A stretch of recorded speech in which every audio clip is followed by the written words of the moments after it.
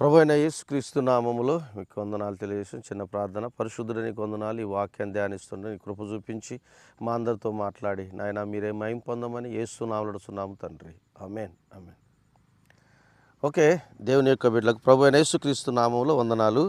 మరి యెహెజ్కేలు గ్రంథములో నుంచి 16వ అధ్యాయం 4వ వచనాన్ని మనం ధ్యానించుకుందాం. దేవుని యొక్క బిడ్డలారా, ఇక్కడ చూడండి, నీ జనన విధము చూడగా నీవు పుట్టిన నాడు నీ నాభి సూత్రమును కోయబడలేదు, నీవు శుభ్రమగుటకు నిన్ను నేలతో కడగబడలేదు, నీకు ఉప్పు రాయిపోయిరి బట్ట జుట్టకపోయిరి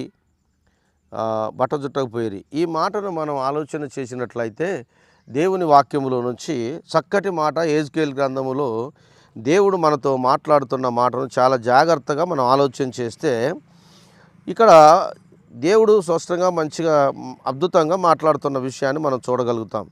నీ జనన విధము చూడగా నీవు పుట్టిన నాడు నీ నాభి సూత్రమును కోయబడలేదు అనే మాటను మనం చూస్తూ ఉన్నాం. ఇక్కడ మనం ఆలోచన చేస్తే ఈ నాభి సూత్రం అని అంటే మనము ఒక తల్లికి బిడ్డకు ఉన్న సంబంధం ఏంటంటే నాభి సూత్రము, దాన్నే బొడ్డు భాగము అంటారు తెలుగులో. అయితే మరి కొన్ని ఆర్షియం గ్రంథం బైబిల్ గ్రంథములో కూడా బొడ్డు అని ఖచ్చితంగా రాయబడ్డది. మన బైబిల్లో ఈ బైబిల్లో అయితే మరి నాభి సూత్రం అని మనం ఇక్కడ చూడగలుగుతున్నాం. అయితే నాభి సూత్రమును కోయబడలేదు అనే మాటను మనము చాలా జాగ్రత్తగా ఆలోచన చేసినట్లయితే ఇక్కడ నాభి సూత్రమును కోయబడకపోతే నిజంగా బిడ్డకి ఎంతో ప్రమాదం కదండి. ఒక బిడ్డని తల్లి కనిన తర్వాత ఆ బిడ్డకి తల్లికి ఉన్న సంబంధం ఏంటంటే బొడ్డు సంబంధం, నాభి సంబంధం కనుక అసలు ఆ నాభి కొయ్యలేదు అనే మాట మనం చూడగలుగుతున్నాం. నాభి కొయ్యకపోతే ఎంత ప్రమాదం ఉన్నది, అక్కడ ఎంత ప్రమాదంతో కూడిన పరిస్థితి ఆ బిడ్డకి ఉంటుందని మనం ఆలోచన చేస్తాం. కనుక నాభి సూత్రమును కోయబడలేదు, నువ్వు శుభ్రమగుటకు నిన్ను నీళ్లతో కడగబడలేదు అనే మాటను కూడా మనం చూస్తున్నాం. కనుక నాభి సూత్రమును కోయబడకపోతే నిజంగా అది ఎంతో ప్రమాదంతో కూడిన పని అని మనం చూడగలుగుతున్నాం. ఇప్పుడు తల్లి ఒక బిడ్డని కనిన తర్వాత ప్రేమైన దేవుని బిడ్డలారా ఏం చేస్తారు అంటే మరి ఒక కత్తి తీసుకొని ఏం చేస్తారు, దాన్ని కోయటం జరుగుతుంది, బొడ్డుని నాభిని కోయటం జరుగుతుంది. ఆ కోసేసి మరి అక్కడ క్లిప్పు, లేకపోతే ఇప్పుడు క్లిప్ పెడుతున్నారు, ఇంతకుముందు దారాలు పెట్టి కట్టేవాళ్ళు. అయితే ప్రేమైన దేవుని తల్లికేలు కడుతున్నారా బిడ్డకేలు కడుతున్నారా అంటే బిడ్డకేలు కడుతున్నారు. అందుకని ప్రమాదం కూడా ఎవరికి అని అంటే బిడ్డకే ప్రమాదం అండి, తల్లికి ఏ ప్రమాదం ఉండదు.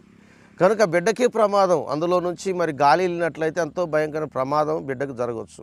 కనుక అందుకనే నువ్వు కోయబడలేదు అనే మాట మాట్లాడుతున్నారు అని అంటే ఇక్కడ బైబిల్ మనకేంటంటే దేవుడు వాక్యం చెప్తున్న విషయం ఏంటంటే ఈ లోకములోనే కలిసి మీరు బ్రతుకుతున్నారు అనే మాటను మనం చూస్తాము.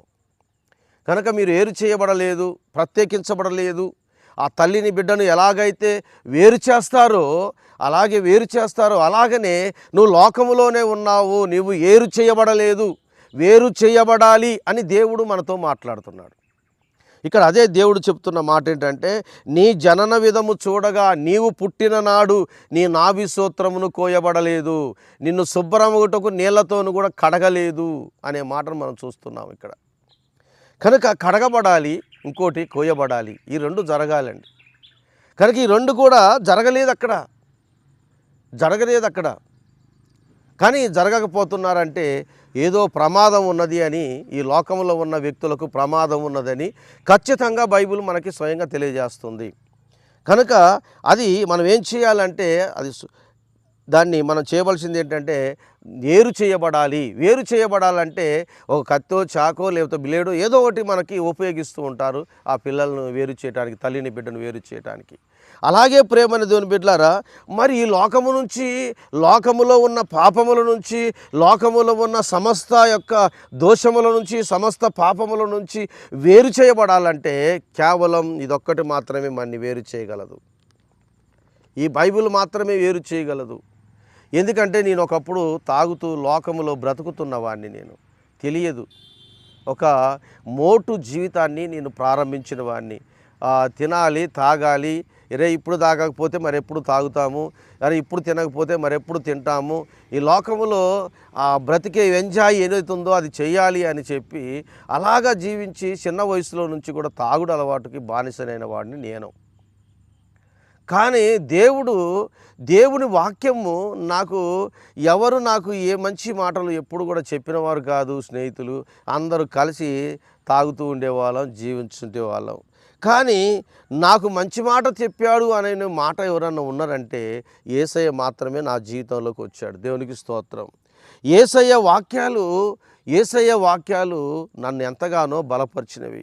నేను దేవుణ్ణి నమ్ముకునే విషయంలో నేను వేరు చేయబడటానికి, లోకము నుంచి వేరు చేయబడటానికి ఈ వాక్యాన్ని నాకు ఎక్కువగా బోధించింది నా యొక్క భార్యే. నాకు వాక్యాన్ని బోధించింది.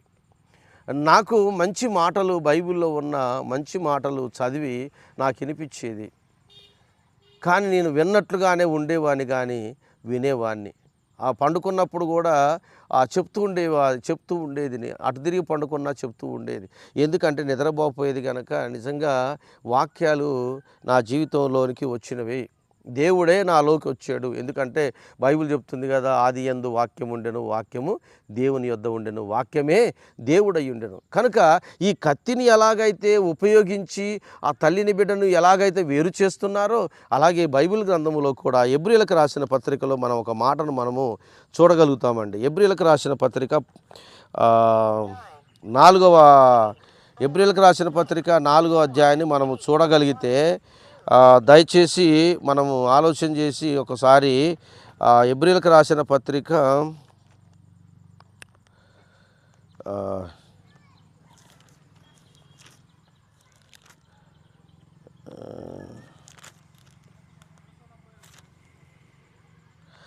4వ అధ్యాయం 12వ వచనాన్ని మనం చూడగలిగితే, దేవుని వాక్యము ఎందుకనగా దేవుని వాక్యము సజీవము గలది, అది బలము గలది, అది రెండంచుల ఎటువంటి ఖడ్గము కంటే వాడిగా నుండి ప్రాణాత్మలను, కీళ్లను, మూలిగలను విభజించినంత మట్టుకు దూరుచు హృదయం యొక్క తలంపులను, ఆలోచనలను శోధిస్తుంది అనే మాట మనం చూడగలుగుతాం. చూడండి, ఒక మనిషిని వేరు చేయటానికి దేవుని వాక్యము ఎలాగ పనిచేస్తుందో మనం ఇక్కడ చూడగలుగుతాము. దేవుని వాక్యము ఎందుకనగా దేవుని వాక్యము సజీవము గలది, అది బలము గలది. దేవుని వాక్యానికి బలముంది. సజీవము కలిగిన వాక్యము కనుక దానికి ఏముందంటే బలముంది. ఏమండి, వాక్యము రెండంచుల గల ఎటువంటి ఖడ్గము కంటే అని మాట మనం వింటాం. రెండంచుల ఖడ్గము దేవుని వాక్యము రెండంచుల ఖడ్గము కనుక దేవుని వాక్యము సజీవము గలది, అది బలము గలది కనుక అది రెండంచుల ఎటువంటి ఖడ్గము కంటే వాడిగా నుండి ప్రాణాత్మలను, కీళ్లను, మూలిగలను విభజించునంత మట్టుకు దూరుచు హృదయం యొక్క తలంపులను, ఆలోచనలను శోధిస్తుంది. దేవునికి మహిమ కలుగునుగాక. ఈ మాట ఎంత అద్భుతంగా ఉందండి. అంటే వేరు చేయటానికి ఏం కావాలంటే కత్తి కావాలి. కనుక దేవుని వాక్యమే బైబిల్ చెబుతుంది రెండంచుల ఖడ్గము, కత్తి అని అంటాడు. కనుక ఈ కత్తి ఏం చేస్తుందంటే ఈ లోకము నుంచి వేరు చేస్తుంది. తల్లిని బిడ్డను ఎలాగైతే వేరు చేస్తుందో ఈ లోక సంబంధముగా బ్రతుకుతున్న మనలను దేవుని వాక్యం అనే కత్తి మన ఏం చేస్తుందంటే వేరు చేస్తుంది. కనుక వేరు చేయబడిన జీవితము దేవుడు మనకిచ్చాడు. దేవునికి స్తోత్రం కలుగునుగాక. ఈరోజు దేవుడే ఇచ్చాడు ఈ యొక్క బ్రతుకు. ఈరోజు దేవుడే ఈ సంతోషాన్ని ఇచ్చాడు నా జీవితానికి. లోకములో పాపములో బ్రతుకుతున్న నన్ను దేవుడు ఎంత అద్భుతంగా నన్ను ఇంత గొప్ప స్థితిలోనికి తీసుకెళ్ళాడంటే అది కేవలం దేవుని కృప అని నేను చెప్పగలను. దేవునికి స్తోత్రం.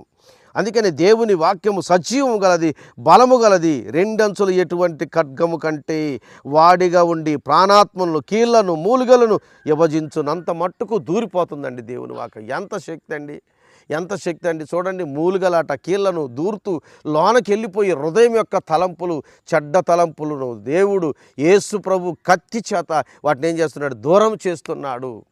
తూరిపోయి ఆ కత్తి ఏం చేస్తుందంటే హృదయంలో ఉన్న తలంపులు, చెడ్డ వాటిని ఏం చేస్తుంది, ఇక్కడ నుంచి బయటికి ఎలా కొడుతుంది, ఆటలో నుంచి.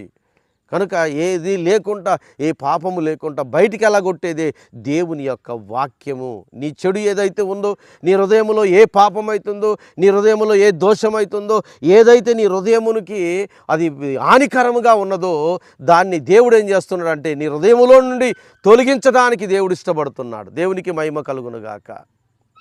నీ హృదయములో నుంచి దేవుడు తొలగించడానికి ఇష్టపడుతున్నాడు దేవుని యొక్క బిడ్డ. అందుకనే దేవుని వాక్యాన్ని దగ్గరికి మనం వస్తే, దేవుని వాక్యాన్ని వింటే జీవితాలు మారతాయి. దేవుని వాక్యాన్ని వింటే మన బ్రతుకులు మారతాయి. దేవుని వాక్యాన్ని వింటే మనకు అద్భుతకరమైన ఒక గొప్ప పరలోక రాజ్యానికి స్వతంత్రించుకోవడానికి దేవుని వాక్యమే మనని సరిచేస్తుంది. ఇంకా ఏది సరిచేయదు దేవుని బిడ్డలారా. కనుక గమనించాలి. కనుక దేవుడు మనతో మాట్లాడుతున్న విషయాన్ని చాలా జాగ్రత్తగా ఆలోచన చేయాలి. కనుక దేవుడు అంటున్నాడు, మీరు వేరు చేయబడిన వారై ఉండాలి, ఈ తరము వారికి వేరై ఉండాలి అని అపోస్తలుడైన పేతురు గారు కూడా బోధిస్తుండగా మనం చూడగలుగుతాం. ఈ లోకములో ఈ తరము వారికి మీరు ఏరై ప్రత్యేకంగా ఉండండి అని అంటాడు. ఈ తరములో ఎందుకు ఏరు కావాలి, ఈ తరములో ఉన్న ప్రజలకు ఎందుకు ఏరుగా బ్రతకాలి అని దేవుడు చెప్తున్నాడంటే, ఈ తరములో పాపం ఉన్నది కనుక, ఈ తరములో అనేకమైన చెడు వ్యసనాలు ఉన్నాయి కనుక, ఈ లోకములో నేత్రాశ, శరీరాశ, జీవపడంబము ఇవన్నీ కూడా ఉన్నాయి కనుక వీటి నుంచి దూరం కావాలని దేవుడు మనతో మాట్లాడుతున్నాడు. అందుకనే దేవుడు ఇక్కడ మనతో మాట్లాడుతున్న విషయాన్ని చాలా జాగ్రత్తగా ఆలోచన చేస్తే, చాలా జాగ్రత్తగా మనం పరిశోధించగలిగితే దేవుడు చెప్తున్నాడు, ఈ తరము వారికి మీరు వేరుగా ఉండాలి. అందుకనే ఏంటండి, నీకు ఉప్పు రాయకపోయిరా అన్నాడు. ఇంకా అంటే నీ జనన విధం చూడగా నీవు పుట్టినాడు నీ నాభిసూత్రమును కొయ్యబడలేదు, శుభ్రమగుటకు నిన్ను నీళ్ళతో కడగబడలేదు, నీకు ఉప్పు రాయకపోయిరి అని అన్నాడు. అంటే మనము ఏరు చేయబడాలి అనే మాటను మనం ఇక్కడ చూస్తాము. కనుక ప్రేమని దేవులారా, నీ జనన విధము చూడగా నీవు పుట్టిననాడు నీ నాభిసూత్రమును కోయబడలేదు, లోకములోనే ఉన్నావు నీకు. కనుక